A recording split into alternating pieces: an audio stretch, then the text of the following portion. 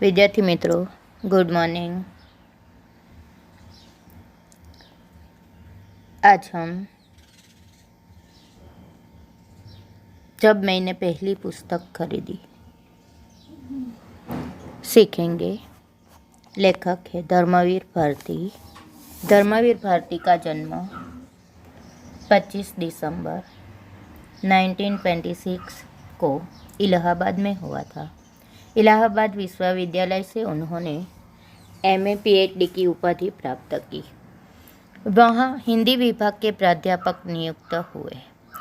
सन 1960 से सन 1988 तक धर्मयुग जैसे प्रतिष्ठित साप्ताहिक का संपादन कार्य किया। उन्होंने देश विदेश की यात्राएं भी की। भारत सरकार ने उन्हें पद्मश्री से सम्मानित किया था और साहित्य सेवा के लिए व्यास सम्मान से अलंकृत किया गया था। धर्मवीर भारती नई कविता के श्रेष्ठ कवि, उपन्यासकार, कहानीकार और निबंधकार थे। अंधा युग, कनुप्रिया, सात गीत वर्ष, ठंडा लोहा उनके काव्य संग्रह है। काव्य नाटक अंधा युग उनकी सर्वश्रेष्ठ रचना है। गुनाहों के देवता, सूरज का सातवां घोड़ा तथा 11 स्वप्नों का देश उनके प्रमुख उपन्यास है। गुल की बन्नो, बंद गली का आखिरी मकान आदि कहानियों का हिंदी की नई कहानी में विशिष्ट स्थान है। ठेले पर हिमालय और पश्यंती उनके निबंध संग्रह है। प्रस्तुत संस्मरण द्वारा धर्मवीर भारती जी ने अपने बचपन के दिनों की बातों को हमारे सामने रखा है। उनका बचपन गरीबी में बीता।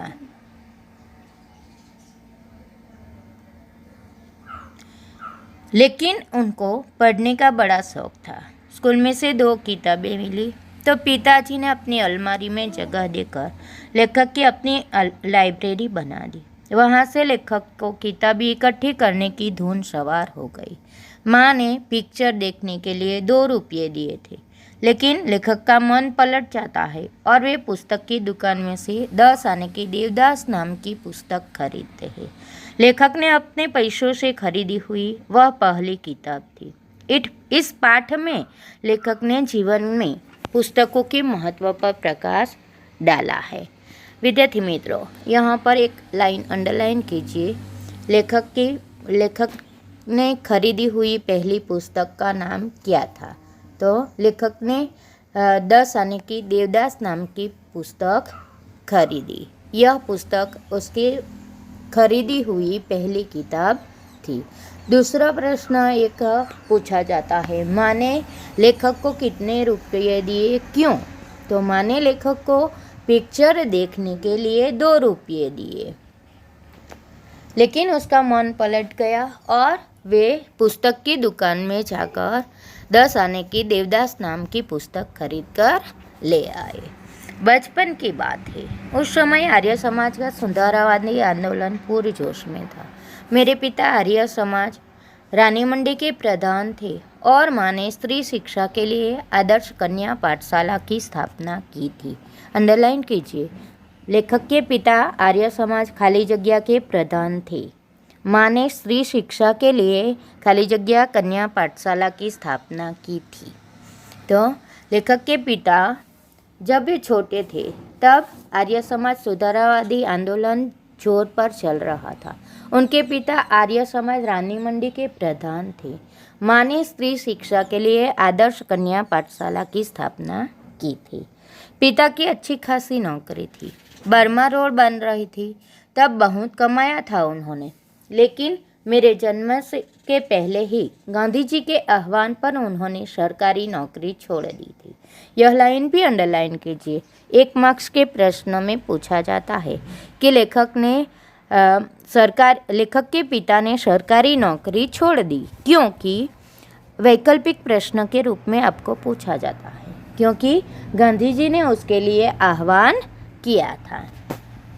हम लोग बड़े आर्थिक कष्टों से गुजर रहे थे, फिर भी घर में नियमित पत्र पत्रिकाएँ आती थी। आर्य मित्र, साप्ताहिक, वेदोदय, सरस्वती, गृहिणी और 2 बाल पत्रिकाएँ खास मेरे लिए, बाल सखा और चमचम। यह प्रश्न भी बार बार पूछा गया है। 2 मार्क्स के प्रश्न में लेखक के घर पर नियमित रूप से कौन कौन सी पत्रिकाएं आती रहती थी? तो लेखक के घर पर आर्यमित्र, साप्ताहिक, वेदोदय, सरस्वती, गृहिणी और 2 बाल पत्रिकाएं खास लेखक के लिए, बाल सखा और चमचम, नियमित रूप से आती थी। उनमें होती थी परियों, राजकुमारों, दानवों और सुंदर राजकन्याओं की कहानियाँ और रेखाचित्र। मुझे पढ़ने की चाह लग गई। हर समय पढ़ता रहता। खाना खाते समय थाली के पास पत्रिकाएं रखकर पढ़ता। अपनी दोनों पत्रिकाओं के अलावा भी सरस्वती और आर्यमित्र पढ़ने की कोशिश करता। घर में पुस्तकें भी थी, उपनिषदें और उनके हिंदी अनुवाद, सत्यार्थ प्रकाश। सत्यार्थ प्रकाश के खंडन मंडन वाले अध्याय पूरी तरह समझ में नहीं आता था, पर पढ़ने में मजा आता था। तो लेखक को बचपन से ही पढ़ने का शौक था। जब वे छोटे थे तभी से उनके घर पर नियमित रूप से कई पत्रिकाएं आती थी। उनके लिए खास 2 पत्रिकाएं आती थी, बाल सखा और चमचम। उनमें परियों, राजकुमारों, दानवों, सुंदर राजकन्याओं की कहानियाँ थी। लेखक को पढ़ने की चाह लग गई।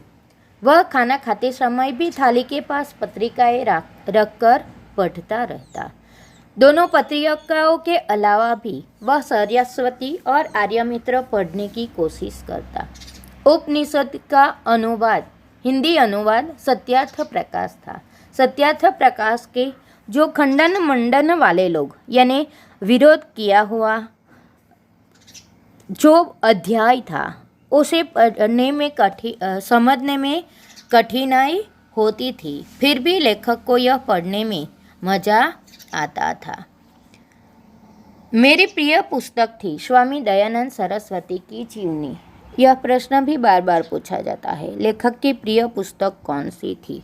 तो लेखक की प्रिय पुस्तक थी स्वामी दयानंद सरस्वती की जीवनी। वह रोचक शैली में लिखी हुई थी, अनेक चित्रों से सुसज्जित थी। वे तत्कालीन पाखंडों के विरुद्ध अदम्य साहस दिखाने वाले अद्भुत व्यक्तित्व थे। कितनी ही रोमांचक घटनाएं थी उनके जीवन की जो मुझे बहुत प्रभावित करती थी। चूहे को भगवान का मीठा खाते देखकर मान लेना कि प्रतिमाएं भगवान नहीं होती, घर छोड़कर भाग जाना, तमाम तीर्थों, जंगलों, गुफाओं, हिम शिखरों पर साधुओं के बीच घूमना और हर जगह इसकी तलाश करना कि भगवान क्या है, सत्य क्या है, जो भी समाज विरोधी, मनुष्य विरोधी मूल्य है, रूढ़ियाँ हैं, उनका खंडन करना और अंत में अपने हत्यारे को क्षमा करना, सहारा देना, यह सब मेरे बाल मन को बहुत रोमांचित करता था। यहाँ पर यह प्रश्न लेखक को स्वामी दयानंद सरस्वती की जीवनी क्यों पसंद आई? तो स्वामी दयानंद सरस्वती पाखंडों के विरुद्ध अदम्य साहस दिखाने वाले अद्भुत व्यक्तित्व थे। दयानंद सरस्वती ने मूर्ति पूजा का विरोध किया, पाखंडों के विरोधी थे। भगवान चूहे को भगवान का मीठा खाते देखकर प्रतिमाएं भगवान नहीं होती, भगवान क्या है, सत्य क्या है, यह ढूंढने के लिए लेखक तमाम तीर्थों, जंगलों, गुफाओं, हिम शिखरों पर साधुओं के बीच घूमते हैं, तलाश करते हैं कि भगवान क्या है, सत्य क्या है, समाज विरोधी, मनुष्य विरोधी मूल्य है, रूढ़ियाँ है, उसका वह विरोध करते हैं।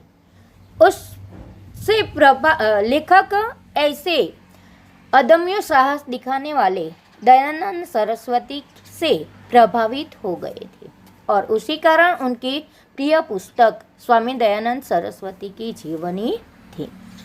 माँ स्कूली पढ़ाई पर जोर देती, अंडरलाइन कीजिए, माँ खाली जगह पढ़ाई पर जोर देती, तो माँ स्कूली पढ़ाई पर जोर देती। चिंतित रहती, लड़का कक्षा की किताबें नहीं पढ़ता तो पास कैसे होगा, कहीं खुद साधु बनकर फिर से भाग गया तो। पिता कहते, जीवन में यही पढ़ाई काम आएगी, पढ़ने दो। मैं स्कूल नहीं भेजा गया था, शुरू की पढ़ाई के लिए घर पर मास्टर रखे गए थे। पिता नहीं चाहते थे कि नासमझ उम्र में मैं गलत संगति में पढ़कर गाली गलौज सीखूं, बुरे संस्कार ग्रहण करूं। अतः स्कूल में मेरा नाम लिखाया गया जब मैं कक्षा 2 तक की पढ़ाई घर पर कर चुका था। तीसरे दर्जे में भर्ती हुआ। उस दिन शाम को पिता उंगली पकड़कर मुझे घुमाने ले गए। लोकनाथ की एक दुकान से ताजा अनार का शरबत मिट्टी के कुल्हड़ में पिलाया और सर पर हाथ रखकर बोले, वायदा करो कि पाठ्यक्रम की किताबें भी इतने ही ध्यान से पढ़ोगे, माँ की चिंता मिटाओगे। उनका आशीर्वाद था या मेरा जी तोड़ परिश्रम कि तीसरे चौथे में मेरे अच्छे नंबर आए और 5वें दर्जे में तो मैं फर्स्ट आया। माँ ने आंसू भरकर गले लगा लिया। पिता मुस्कुराते रहे, कुछ नहीं बोले। जी तोड़ परिश्रम करना यानी कठिन परिश्रम करना, बहुत मेहनत करना मुहावरे का अर्थ है। दूसरा मुहावरा है गले लगाना। गले लगाना यानी प्रेम से भेंटना। यहाँ पर अंडरलाइन कीजिए, चौथे दर्जे में अच्छे नंबर आए और 5वें दर्जे में तो मैं फर्स्ट आया। लेखक माँ की स्कूली पढ़ाई पर जोर देने से, माँ की स्कूली पढ़ाई पर जोर देने से लेखक की पढ़ाई पर क्या असर हुआ? तो माँ को स्कूली पढ़ाई पर जोर देने से लेखक के तीसरे चौथे दर्जे में अच्छे नंबर आए और 5वें दर्जे में लेखक फर्स्ट आए। अंग्रेजी में लेखक के नंबर सबसे ज़्यादा थे। इस प्रकार लेखक ने माँ की स्कूली पढ़ाई पर जोर देने से लेखक ने लेखक के पढ़ाई पर बहुत असर हुआ। लेखक की माँ चिंतित रहती थी कि वह किताबें तो पढ़ता है लेकिन स्कूल की किताबें नहीं पढ़ता। अगर वह स्कूल की किताब नहीं पढ़ेगा तो पास कैसे होगा? पिता समझाते हैं कि पढ़ने दो, यही पढ़ाई उसके जीवन में काम आएगी। पिता ने लेखक को 2 कक्षा तक की पढ़ाई घर पर ही करवाई। तीसरे दर्जे में जब लेखक आए तभी उसका नाम स्कूल में भर्ती करवाया गया। उस दिन शाम को पिता उसे घुमाने ले गए और उसे लोकनाथ की एक दुकान से, यह लाइन पे अंडरलाइन कीजिए, लेखक के पिता ने लेखक को लोकनाथ की एक दुकान से विधान पूर्ण कीजिए वैकल्पिक प्रश्न में पूछा जाता है। ताजा अनार का शरबत पिलाया और सर पर हाथ रखकर वायदा करवाया कि पाठ्यक्रम की किताबें भी इतनी ही ध्यान से पढ़ोगे, माँ की चिंता मिटाओगे। उनके कहने से या फिर कुछ भी हो, लेखक ने कठिन परिश्रम करके तीसरे चौथे दर्जे में अच्छे नंबर प्राप्त किए। 5वें दर्जे में वह फर्स्ट आए। माँ की आंखों में आंसू आ गए। पिता मुस्कुराते रहे। अंग्रेजी में मेरे नंबर सबसे ज़्यादा थे, अतः स्कूल में से इनाम में 2 अंग्रेजी किताबें मिली थी। अंडरलाइन कीजिए, स्कूल से इनाम में 2 अंग्रेजी किताबें मिली थी। विशेषण बताइए। तो 2 शब्द विशेषण है। एक में 2 छोटे बच्चे घोंसलों की खोज में बागों और कुंजों में भटकते हैं और इस बहाने पक्षियों की जातियाँ, उनकी बोलियाँ, उनकी आदतों की जानकारी उन्हें मिलती है।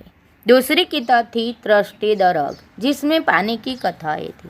कितने प्रकार के होते हैं, कौन कौन सा माल लाद कर लाते हैं, कहाँ ले जाते हैं, नाविकों की जिंदगी कैसी होती है, कैसे कैसे जीव मिलते हैं, कहाँ व्हेल होती है, कहाँ शार्क होती है। तो लेखक का अंग्रेजी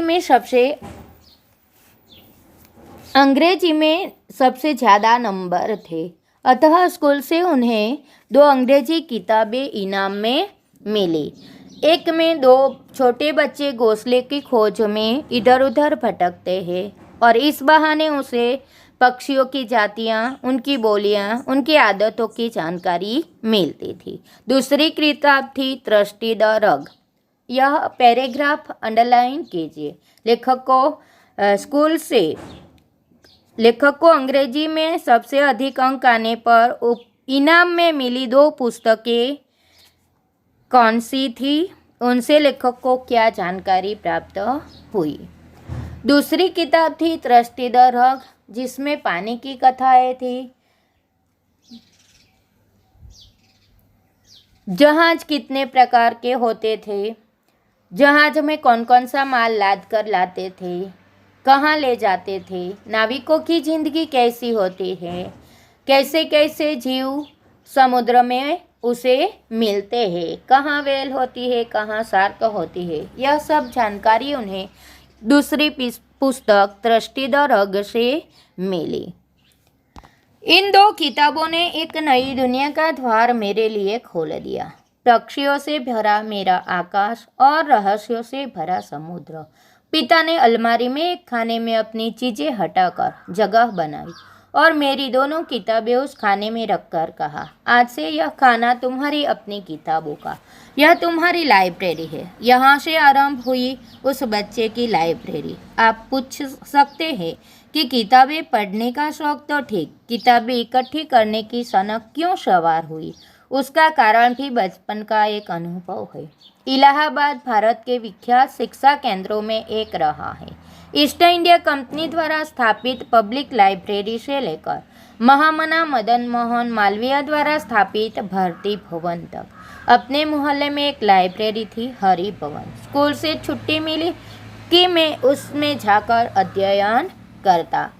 लास्ट पैराग्राफ आखो अंडरलाइन करिए।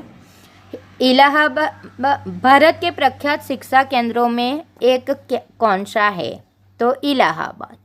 दूसरा प्रश्न, ईस्ट इंडिया कंपनी द्वारा स्थापित लाइब्रेरी का नाम क्या है, तो पब्लिक लाइब्रेरी।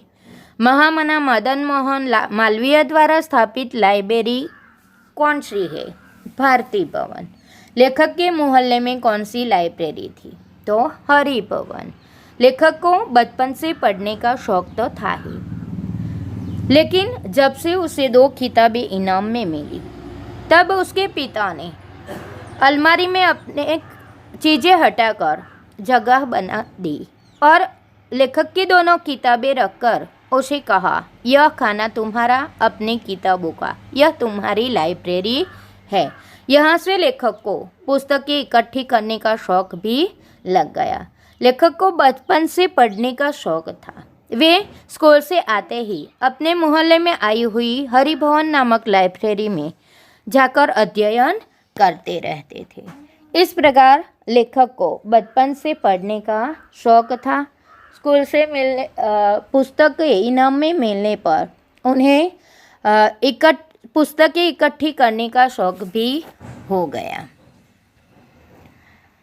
स्वाध्याय के प्रश्न में पहला प्रश्न, माँ की स्कूली पढ़ाई पर जोर देने से लेखक की पढ़ाई पर क्या असर हुआ, એ લખવાનો। બીજો પ્રશ્ન લખવાનો, લેખક की પ્રિય પુસ્તક कौन सी थी, એટલું જ લખવાનું છે, આગળનું નથી લખવાનું। ત્રીજો પ્રશ્ન, माँ के दिए हुए रुपयों का लेखक ने क्या किया, क्यों। 3 લખવાના છે। બીજા પ્રશ્નમાં 2 वाक्य में उत्तर दीजिए। बचपन में लेखक के घर में कौन कौन सी पत्रिकाएं आती थी, यह प्रश्न बार बार पूछा गया है। तीसरा प्रश्न, लेखक को अंग्रेजी में सबसे अधिक अंक आने पर उपहार में कौन सी 2 पुस्तकें मिली, उनसे लेखक को क्या जानकारी प्राप्त हुई। पहलो और तीजो लखवानो। एक वाक्य में उत्तर दीजिए। एमा पहलो बीजो आवी गयो छे। त्रीजो, लेखक की प्रिय पुस्तक कौन सी थी, ए पण आवी गयो छे।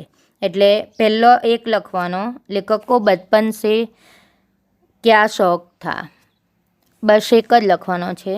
हिंदी शब्द दीजिए। लाइब्रेरी,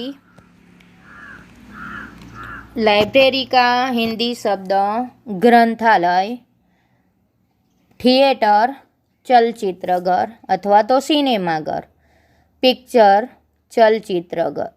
पिक्चर तो सिनेमा अने इंडिया तो हिंदुस्तान। लाइब्रेरियन, ग्रंथपाल। विरुद्धार्थी शब्द आरंभ, अंत। आनंद, शोक। जीवन, मृत्यु। छोटा, बड़ा। दुख, सुख। आगे का प्रश्न, निम्नलिखित वाक्यों में से साधारण, संयुक्त और मिश्रित वाक्यों को पहचान कर नाम लिखिए। मेरे पिता आर्य समाज रानी मंडी के प्रधान थे और माँ ने स्त्री शिक्षा के लिए आदर्श कन्या पाठशाला की स्थापना की थी। सरल वाक्य में एक ही क्रियापद होता है।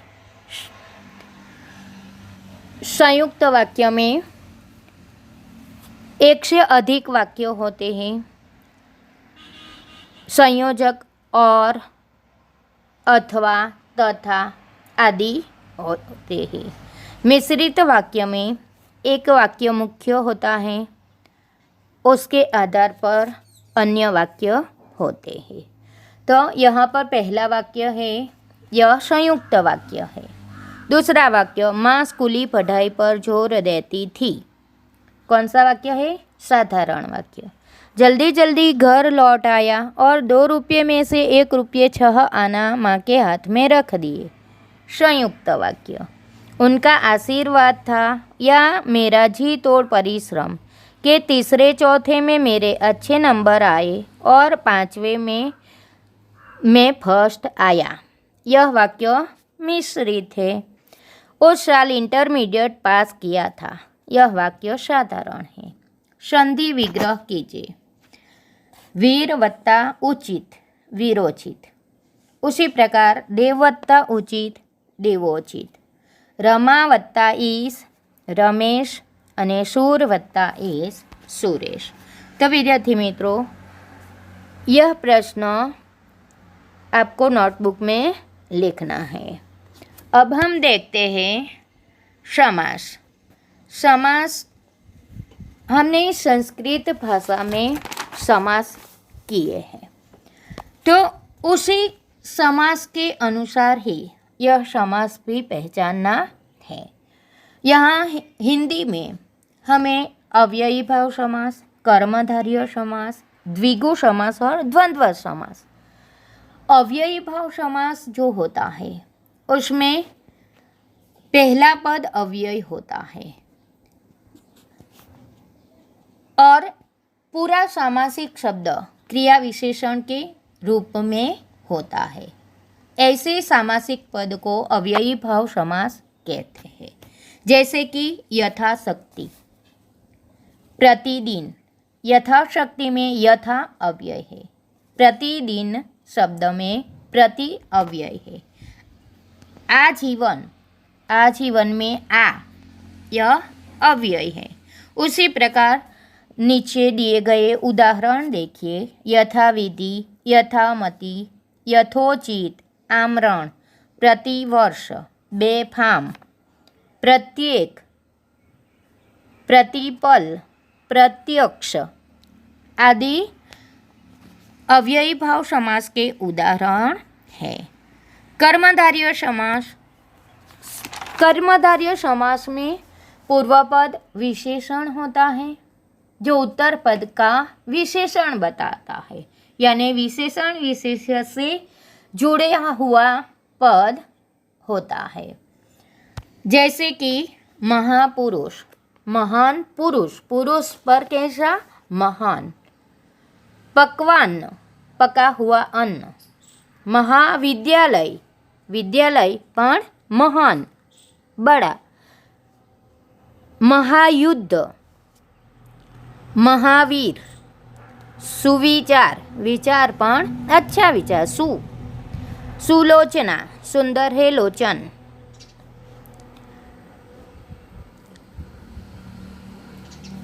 तो ऐसे सामासिक पद में जो पहला पद